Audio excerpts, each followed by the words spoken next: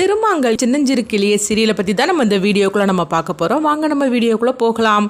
இந்துமதியை தான் காட்டுறாங்க. இந்துமதி கிட்ட பார்த்தோம்னா குருஜி வந்து ஃபோன் பண்ணுறாங்க. உடனே சொல்லுங்கள் குருஜி அப்படிங்கும்போது உங்ககிட்ட முக்கியமான ஒரு விஷயம் பேசணுமா அப்படின்னு சொல்லவும் இது கிட்டதுமே இந்துமதி வந்து பயப்பட ஆரம்பிச்சிருந்தாங்க.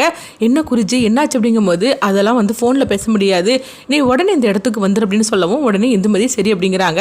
அடுத்து இங்கே பார்த்தோம்னா வந்து அவங்க திவாகரை தான் காட்டுறாங்க. அப்போ வந்து திவாகர் பக்கத்தில் வந்து புவனா வந்து நின்றுட்டு இருக்கவும் அவங்களுக்கு சந்தேகம் வருது. என்னது இவர் அடிக்கடி வந்து யாரையும் பார்த்து கை கட்டுறாரு, இதுக்கு மேலே நம்ம சும்மா இருந்தால் சரிப்பட்டு வராது, இவருக்கு இஞ்சி சாரை கொடுத்துட வேண்டியதான்னு சொல்லிட்டு இஞ்சி சாரை கொடுக்குறாங்க திவாகருக்கு. அதை குடிச்சதுமே அவருக்கு நார்மலாக வந்துருந்தாரு. வந்ததுமே உடனே வந்து அவங்க என்னாச்சு மாமா உங்களுக்கு அப்படின்னு சொல்லி கேட்டுட்டு இருக்கும்போதே எனக்கு என்னாச்சுன்னு தெரியல, ஆனால் என்னை அடிச்ச பொண்ணு இங்கே தான் இருக்கிற அப்படின்னு சொல்லவும் யாருன்னு சொல்லி கேட்கும்போது உடனே திவாகர் வந்து திவ்யா அங்கே நின்றுட்டு இருக்கிறாங்க. அவங்கள கை காட்டவும் நினைச்சேன் இவ்வளோதான் இருக்குன்னு சொல்லி நினைச்ச அப்படிங்கும்போது அடுத்து பார்த்தோம்னா திவ்யா கிட்ட திவாகர் வந்து போறாங்க. போனதுமே என்னை நீ அடிச்சுட்டே இல்லை, உன்னை சும்மா விட மாட்டேன் பார்த்துக்க அப்படிங்கும்போது உன்னால என்ன பண்ண முடியும் அப்படின்னு திவ்யா வந்து கேட்கவும் என்ன பண்ண முடியும்னா கேட்குற பண்றேன் பார் அப்படின்னு சொல்லிட்டு திவ்யாவை பார்த்தோம்னா அவங்க வந்து கார்ல தூக்கிட்டு போயிருந்தாங்க. அடுத்து இங்க பார்த்தபோது அவங்க கிருபாவை தான் காட்டுறாங்க. கிருபாவுக்கு கஜேந்திரன் வந்து ஃபோன் பண்றவும் உடனே சொல்லுங்க கஜேந்திரன் அப்படிங்கிறாங்க, உங்ககிட்ட ஒரு வேலையை ஒப்படைச்சு எத்தனை நாள் ஆகுது அப்படிங்கும்போது எங்க சில பிரச்சனைகள்லாம் நடந்து முடிஞ்சு போச்சுது, அதனால கண்டிப்பா வந்து நீ சொன்ன பொண்ணு நான் தூக்கிறது அப்படிங்கும்போது என்ன உன்னால முடியலன்னா சொல்லிடு அப்படிங்கும்போது அந்த காரணம் என்னன்னா நான் கண்டிப்பா செஞ்சு கொடுக்குறேன்னா, ஆனா அதுக்கப்புறம் வந்து அந்த பொண்ணோட போட்டோவை தொலைச்சிட்டேன்னா அதுக்கப்புறம் அந்த பொண்ணோட போட்டோ கிடைச்சிச்சுன்னா என்ன நினைச்சுக்கிட்டு இருக்கிறீங்க, உன்னால செய்ய முடியலன்னா சொல்லு, நானே வேற ஆளை வச்சு நான் செஞ்சுக்கிட்டது அப்படிங்கும்போது ஐயோ என்ன சொல்லிட்டு இருக்கிறீங்க, இங்க சில பிரச்சனைகள்லாம் வந்துருச்சுது, அதனால தான் நான் வந்து அதை கவனிக்காம விட்டுட்டேன், சரி அந்த பொண்ணோட போட்டோவை கொஞ்சம் அனுப்பிவிடு அப்படின்னு சொல்லவும் உடனே கஜேந்திரனும் வந்து கிருபாவுக்கு அந்த பொண்ணோட போட்டோவை அனுப்பி விடுறாங்க. அது வேற யாரும் கிடையாது, மகா தான். மகாவோட போட்டோவை பார்த்ததுமே வந்து கிருபா வந்து இந்த பொண்ணான்னு சொல்லி கேட்கும்போது ஆமா இந்த பொண்ணு தான் அப்படிங்கிறாங்க. பாரு இன்னும் கொஞ்ச நேரத்துல வந்து அவளை நான் தூக்கிடுதேன், நாளைக்கு உங்ககிட்ட இருப்பா அப்படின்னு சொல்லவும் இது கேட்டதுமே கஜேந்திரனும் கண்டிப்பா இருக்கணும்னு சொல்லிட்டு அவங்க போனை வைக்கிறாங்க. அடுத்ததா பார்த்தோம்னா மகாவை அவங்க ஒரு ஆளை வச்சு அவங்க தூக்கிடுறாங்க. மகா வந்து எவ்வளோ வந்து அவங்ககிட்ட தப்பிக்கிறதுக்காக இருக்கிறாங்க, ஆனாலும் எதுவும் செய்ய முடியல. அடுத்து பார்த்தோம்னா கருணா கிட்ட வந்து அவங்க கிருபா வந்து சொல்றாங்க, ஆமா மகாவோட போட்டோவை காட்டி இந்த பொண்ணை தூக்க சொன்னா, ஆனா நீ அந்த பொண்ணோட தானே இருந்து பேசிட்டு இருந்த அப்படிங்கும்போது உடனே வந்து அவங்க கருணாவுக்கு ஒன்றும் புரியல, என்னது மகாவை தான் தூக்க சொன்னாங்களா, ஆனால் நம்ம பார்க்கும்போது வேற ஒரு பொண்ணோட ஃபோட்டோலாம் இருந்தது, ஏதோ ஒரு குழப்பம் ஏற்பட்டிருக்குது அப்படின்னு சொல்லவும் ஐயோ மகா நல்ல பொண்ணு ஆச்சு அப்படின்னு சொல்லிட்டு இருக்கும்போது உடனே கிருபா வந்து சொல்கிறாங்க, இங்கே பாரு அந்த காரில் அந்த பொண்ணை நான் தூக்கி ஆச்சது கஜேந்திரன்ட்ட கொண்டு அந்த பொண்ணை ஒப்படைச்சிட்டு வந்துடு அப்படின்னு சொல்லவும் கருணா உடனே வந்து அவங்க அதிர்ச்சி அடைகிறாங்க. மகா நல்ல பொண்ணாச்சே என்னென்னு தெரியல அப்படின்னு சொல்லும் போது என்ன கருணா நான் சொல்லிக்கிட்டே இருக்கிறேன் எதுவும் பேசாமல் அமைதியாக இருக்கிற அப்படிங்கும்போது இல்லைண்ணா நீங்கள் சொன்ன மாதிரிக்கே செஞ்சிருது அப்படின்னு கருணா பார்த்தோம்னா மகாவை கஜேந்திரன் கிட்ட ஒப்படைக்கிறதுக்காக அவங்க அங்கேருந்து கிளம்பிடுறாங்க. அடுத்து இந்துமதி வந்து இங்கே குருஜியை பார்க்க வரும்போது அப்போ குருஜி வந்து சொல்கிறாங்க, இங்கே பாரு இந்துமதி உன் புருஷனோட உயிருக்கு ஆபத்து இருக்குது, இன்னைக்கு ஒரு நாள் நைட்டை மட்டும் கடந்துட்டா போகிறோம், அதுக்கப்புறம் ஒன்றும் பண்ண முடியாது, ஆனால் இன்னைக்கு ஒரு நாள் நைட்டை கடக்கிறதுக்குள்ளேயும் உன் புருஷனுக்கு வந்து எந்த ஆபத்துனாலும் வரும் அப்படிங்கும்போது இது கேட்டதுமே இந்துமதி சொல்கிறாங்க, ஐயோ எனக்கு என்ன ஆனாலும் பரவாயில்ல, ஆனால் நான் அவர் எப்படியாவது காப்பாற்றி ஆகணும், இதுக்கு பரிகார பூஜை ஏதாவது தான் சொல்லுங்க அப்படிங்கவோ உடனே அவரும் ஒரு பரிகார பூஜை சொல்கிறாங்க. அது பார்த்தோம்னா பூமிக்கு அடியில் அவங்க வந்து ஒரு விளக்க பொருத்தி சாமி கும்பிட்டுட்டு இருக்கணும். அப்போ மேலே வந்து மண்ணை போட்டு மூடிடுவாங்க, நீ காலையில் வரைக்கும் இப்படி இருக்கணும், இதனால உன் உயிருக்கு கூட ஆபத்து வரலாம், ஆனால் இதை மட்டும் நீ செஞ்சு முடிச்சிட்டேன்னு வச்சுக்கேன் கண்டிப்பாக உன் புருஷனை காப்பாற்றல அப்படிங்கவும் உடனே இந்துமதியும் நான் எனக்கு என்ன ஆனாலும் பரவாயில்ல இந்த பூஜை நான் செய்கிறேன் அப்படிங்கிறாங்க. அடுத்து பார்த்தோம்னா அவங்க இந்துமதிகிட்ட திரும்பவும் சொல்கிறாங்க, இதனால உனக்கு என்னன்னாலும் ஆபத்து ஏற்படும் அப்படிங்கும்போது எனக்கு என்ன ஆனாலும் பரவாயில்ல நான் செஞ்சு ஆகும் அப்படின்னு சொல்லிட்டு அடுத்து பார்த்தோம்னா அவங்க பூஜையில் வந்து அவங்க செய்ய ஆரம்பிச்சிருந்தாங்க.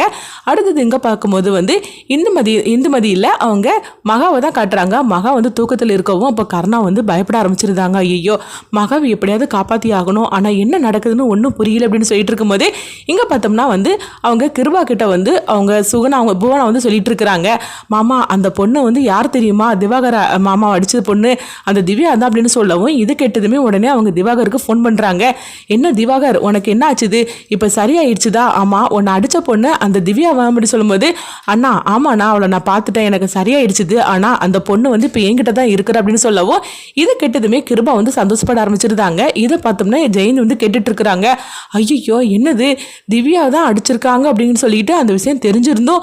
ஆனால் நம்ம வந்து அவனை எப்படியோ 2 நாள் வந்து இந்த மாதிரிக்கு ஒரு தூக்கத்தில் வச்சுருந்தோம். இவன் வந்து இஞ்சி சாரை கொடுத்து சரி பண்ணிட்டா போலுக்க. இப்போ அவன் என்னன்னா அவளை திவ்யாவை வந்து அழைச்சிட்டு போயிட்டு இருக்கிறானே. இப்போ என்ன பண்ணுறதுக்கு தெரியல. திவ்யாவை இவங்க 2 பேர்கிட்ட வந்து காப்பாத்திருமான்னு சொல்லிட்டு இருக்கவும் அடுத்தது இந்துமதியை நம்ம இப்போ சந்திக்கலாம்னு சொல்லிட்டு இந்துமதியை பார்க்குறாங்க. இந்துமதி பார்த்தோம்னா எங்க பூஜையில் உட்காந்துருக்கனால ஜெயந்திக்கு தெரியல. உடனே ஃபோன் பண்ணி பார்க்குறாங்க. அவங்க ஃபோன் எடுக்கல.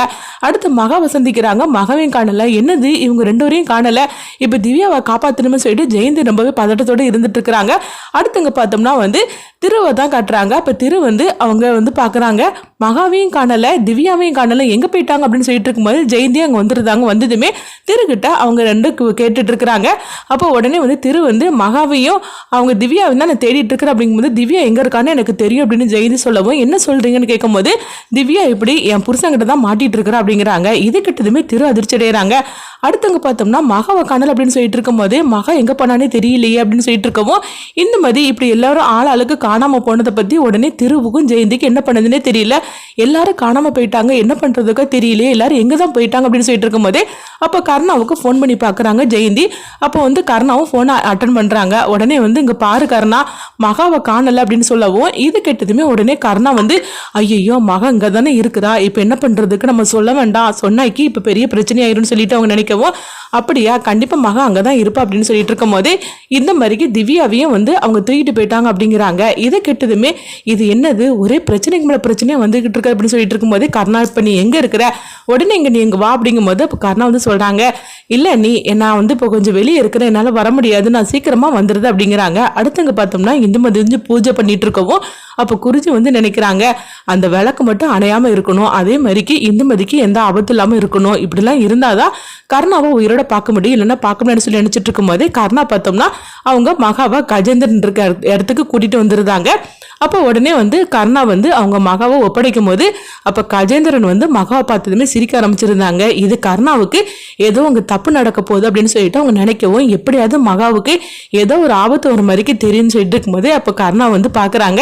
அப்போ கஜேந்திரன் சொல்கிறாங்க அதான் வந்து இந்த பொண்ணை என்கிட்ட ஒப்படைச்சிட்டு இல்லை, நீங்கள் இருந்து கிளம்பி போகலாம் அப்படிங்கும்போது உடனே கருணா வந்து சொல்கிறாங்க இந்த பொண்ணுக்கு உங்களுக்கு என்ன பிரச்சனை அப்படிங்கும்போது இங்கே பாரு அதெல்லாம் நீ கேட்கக்கூடாது, நீ வந்து இந்த பொண்ணை வந்து என்கிட்ட ஒப்படைச்சிட்டு இதோட உன் வேலை முடிஞ்சு போச்சுது, நீங்கள் இருந்து கிளம்பல அப்படின்னு சொல்லவும் உடனே கருணாவும் வந்து கிளம்புற மாதிரி இருக்கிறாங்க. ஆனால் வந்து கருணாவுக்கு மகா விட்டுட்டு போறதுக்கு மசே இல்லை, மகா நல்ல பொண்ணு, ஆனால் இவனை பார்த்தாக்கி ரொம்ப மோசமானவனா இருக்கிறான், இவங்கிட்ட நம்ம மகாவை ஒப்படைச்சிட்டு போறோம், இப்போ என்ன பண்றதுக்கு தெரியும்னு சொல்லிட்டு இருக்கவும் அடுத்து பார்த்தோம்னா மகா வந்து கொஞ்ச நேரத்தில் அவங்க கண் முழிச்சிருந்தாங்க. கண் முழிச்சதுமே கஜேந்திரன் வந்து அவங்கள பார்த்து சிரிக்க ஆரம்பிச்சிருந்தாங்க. அப்போ மகா வந்து சொல்கிறாங்க அங்கே பாரு ஒழுங்கு மரியாதையை என்னை விட்டுரு, நான் உனக்கு என்ன பாவம் பண்ணனேன், நான் தான் உன் வாழ்க்கையில் தலையிடாமல் நாங்கள் இருந்து போயிட்டோம்ல அப்படிங்கும்போது நீ போயிட்டேன்னா நான் விட்டுருவேனா என்ன உன் கழுத்தில் அவன் தாலி கட்டி இருக்கிறாம்ல, ஒழுங்கு மரியாதை தாலி கழட்டி நீ போடுறியா இல்லை நான் கழட்டி போட்டுட்டு உன் கழுத்தில் நான் தாலி கட்டணும் அப்படிங்கும்போது உடனே வந்து மகா வந்து கெஞ்ச ஆரம்பிச்சிருந்தாங்க. அங்கே பாரு தயவு செய்து என்னை விட்டுரு அப்படின்னு சொல்லிட்டு இருக்கவும் என்னடா பார்த்துட்டு இருக்கிறீங்க, இவ கழுத்தில் ஒரு தாலியை கழட்டி எறிங்கடா, நான் இவளுக்கு தாலி கட்ட போகிறேன் அப்படின்னு சொல்லவும் உடனே பார்த்தோம்னா அவங்க கூட உள்ள ஆளுங்க வராங்க. அப்ப கரெக்டா கர்ணா அங்க வந்துருந்தாங்க. வந்ததுமே அவங்க எல்லாத்தையும் அடின்னு அடிச்சு வெளுத்து வாங்குறாங்க. கர்ணா இப்படி அடிக்கிறது பார்த்துட்டு கஜேந்திரன் வந்து கேட்டுட்டு இருக்கிறாங்க என்ன கர்ணா நீ என்ன பண்ணிட்டு இருக்கிற அப்படின்னு சொல்லிட்டு இருக்கவும் என்ன கிருபாவோட ஆளு தானே நீ, அப்புறமா எதுக்காக நீ இந்த மாதிரி செய்யற அப்படிங்கும் போது அப்போ உடனே கர்ணாவை பார்த்ததுமே மகா ஓடி வராங்க. அண்ணா என்னை காப்பாத்துங்கண்ணா, இவர்கிட்ட என்னை ஒப்படைச்சிட்டு போயிடாதீங்கன்னா, இவன் ரொம்ப மோசமானவன், இவங்கிட்ட இருந்து காப்பாத்துறதுக்காக தான் திரு வந்து என் கழுத்திலே தாலிக்கிட்டே என்னை காப்பாத்தினார் அப்படின்னு சொல்லும் போது உடனே கர்ணாவுக்கு மகாவோட விஷயம் எல்லாமே தெரிய வருது. அப்போ கர்ணா வந்து சொல்கிறாங்க அங்கே பாரு அவளுக்கு என்ன இருந்தாலும் கல்யாணம் முடிஞ்சு போச்சுது, நீ பண்ணக்கூடியது எவ்வளோ தப்பு தெரியுமா, அது மட்டும் இல்லாமல் ஒரு பொண்ணோட சம்மதம் இல்லாமல் நீ இப்படி கல்யாணம் பண்ணுறது எவ்வளோ பெரிய தப்பு, நீயும் அவளையும் பார்க்கும்போது அப்பா பொண்ணு மாதிரி இருக்கிறீங்க, உனக்கு கொஞ்சம் கூட மனசாட்சியே கிடையாது அப்படின்னு சொல்லிட்டு இருக்கும்போது என்னடா என்ன எதிர்த்து பேசிட்டு இருக்கிற அப்படிங்கும்போது கர்ணா பார்த்தோம்னா கஜேந்திரனை அடிச்சு வெளுத்து வாங்குறாங்க. அப்போ பார்க்கும்போது கஜேந்திரன் அப்படியே கீழே விழுந்துடவும் உடனே வந்து இங்கே பாரு இதோட உன்னை விட்டுட்டு போகிறோம், உன் கதையை முடிக்காம அதுக்கு காரணம் கிருபானனால தான், இல்லைன்னா உன் கதையை முடிச்சிருப்போம் பார்த்துக்கு அப்படின்னு சொல்லிட்டு கர்ணா வந்து கஜேந்திரனை மிரட்டிட்டு அவங்க பார்க்கும்போது மகாவை அழைச்சிட்டு போறாங்க. அப்போ உடனே வந்து கஜேந்திரன் வந்து எங்கிட்ட இருந்தா நீ அவளை காப்பாத்திட்டு கூட்டிட்டு போற, உன்னை என்ன பண்ற பாரு அப்படின்னு சொல்லிட்டு கஜேந்திரன் பார்த்தோம்னா கூர்மையான ஆயத்தை எடுத்துட்டு வராங்க. அப்படி இருக்க கட்டத்துல கர்ணாவுக்கு என்ன நடந்துச்சு, இந்துமதி பூஜையால கர்ணா தப்பிச்சாங்களா, அடுத்தது இங்க பார்த்தோம்னா திவ்யாவை எப்படி ஜெயந்தி வந்து காப்பாத்துறதுக்காக திருகிட்ட சொல்றாங்க. இதனால அடுத்தடுத்து என்னெல்லாம் நடக்க போகுதுங்கிறத வெயிட் பண்ணி பார்க்கலாம்.